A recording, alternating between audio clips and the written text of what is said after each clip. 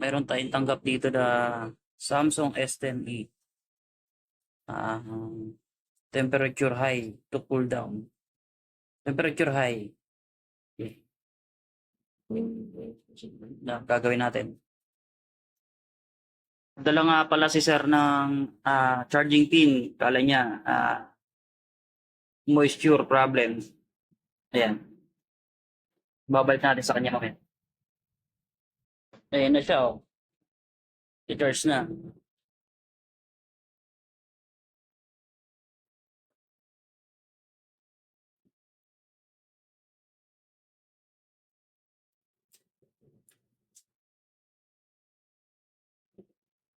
Dito lang yung sekreto.